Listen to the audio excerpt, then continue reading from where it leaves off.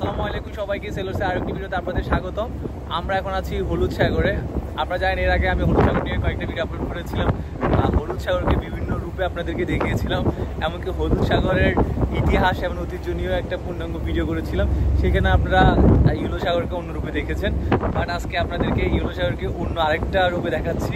আজকে আমার পিছনে দেখছেন ওয়েদার বেশি ভালো না, আসলে আমরা একটা টপিক্যাল স্টোভে দিয়ে যাচ্ছি। এটার নাম হলো কংগ্রে। আমি আপনাদেরকে থেকে পজিশন দেখাচ্ছি। এই যে এটা হলো আমাদের শিপের বর্তমান পজিশন। আমরা এখন ইয়েলো সিতে আছি। আপনারা খেয়াল করে দেখবেন এখানে প্রচুর ফিশিং বোট, এর জন্য second officer sir already track থেকে বের হয়ে গেছে। এখন আমি আপনাদেরকে কংগ্রের পজিশনটা দেখাচ্ছি। এই যে এটা হলো কংগ্রের ট্র্যাক। এই পথে আসলে কংগ্রে আঘাত হানার কথা। তো এটা হলো একদিন পর পরে আসলে সেকেন্ড অফিসার স্যার মার্ক করেছে। তো সেকেন্ড যে পয়েন্টটা দেখছেন এটা হলো মূলত হলো আজকের পজিশন, অর্থাৎ এই জায়গায় অবস্থান করছে। আমরা এই কংগ্রে অর্থাৎ ট্রপিক্যাল স্টোন থেকে প্রায় 1000 নটিক্যাল মাইল দূরে আছি, অর্থাৎ প্রায় 1850 কিলোমিটার মতো। তারপরও এই এত দূর থেকেও আমরা এই যে ট্রপিক্যাল স্টোনটার প্রভাব অনুভব করছি। আপনার পিছনে সমুদ্র দেখলে বুঝতে পারবেন আসলে থেকে বৃষ্টি হচ্ছে। আমি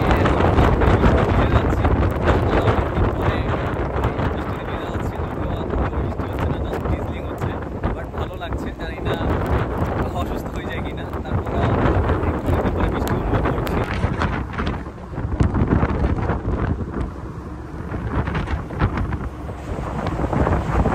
গতকাল আমি চীন থেকে বের হয়েছি, আমরা এখন প্রায় চীনের কোস্টে আছি। তো এখনো আসলে এই ঘূর্ণিঝড়টা এরিয়াতে আঘাত হানেনি। এখনো 4-5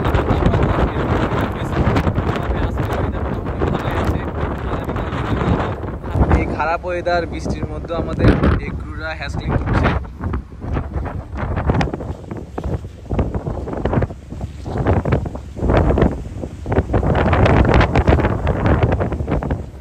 আসলে ওয়েদার যেমনই থাকুক না কেন, জাহাজের কাজ কখনো থেমে থাকে না। যেহেতু আমাদের একটা নির্দিষ্ট রুটিংয়ে চলতে হয়, তাই আমরা সুস্থ থাকি অসুস্থ থাকি বা ওয়েদার খারাপ থাকুক না কেন, আমাদেরকে সেই নির্দিষ্ট কাজটা শেষ করতে হয়।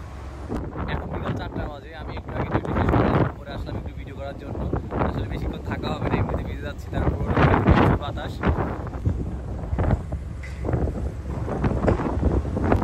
আসলে আমি ভিডিওটা লং করতে পারতেছি না, কারণ একটু পরে আমার ফোনের মধ্যে কথা বলতেছে, এই জন্য ফোন গোলা হয়ে যাচ্ছে।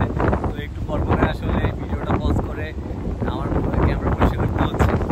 তো বৃষ্টিটা আসলে ভিডিও করাই একটা সমস্যা।